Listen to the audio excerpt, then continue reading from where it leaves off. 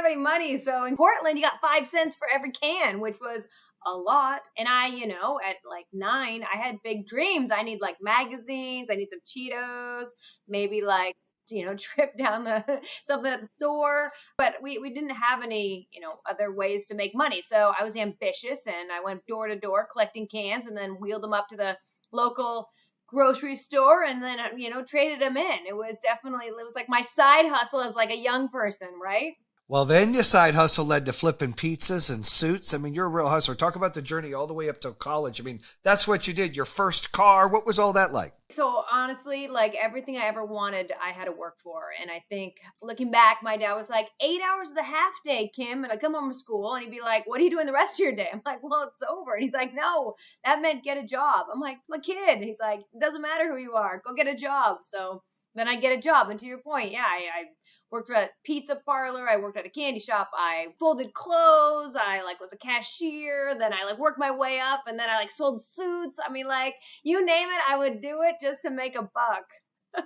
Oh, that's awesome. Listen, you definitely have hustle, and we run the 2-minute drill together that just came out season 2.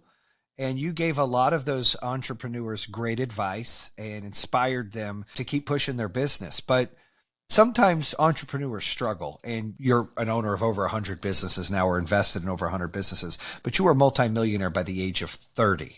Did you have any struggles getting to that point? Because everybody sees the awards, but they don't see the struggle. So I want everybody to see the struggle. They don't. The overnight success is not a reality. I definitely became a multimillionaire, but also, by the time I started as bankrupt, I was broke. I had been unemployed. I've been fired. And how old were you when that happened, when you went bankrupt? That was after you were successful and then went bankrupt, right?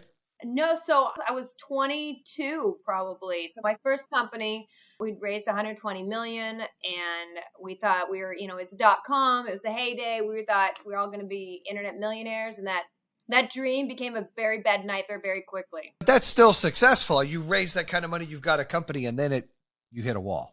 We hit a wall. I was an employee, so I was number 7 of a company that grew to 250 people, and it was big, and it was like a precursor to Dropbox. So before it's cloud computing, it was just a hot space.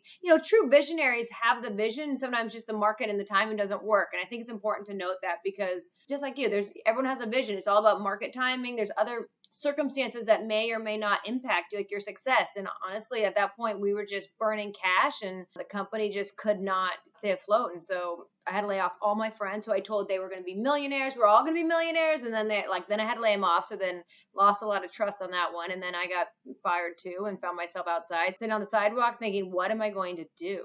Right? I just put my name on this. My track record wasn't exactly painted full of successes. And I don't think anyone wanted to lend me any money at that point. And, honestly, though, but to your point, I felt like such a failure. I really felt like I just, I hit rock bottom. And so when you hit rock bottom, you're like, what do you do next? And I think you can only wallow for so long, right?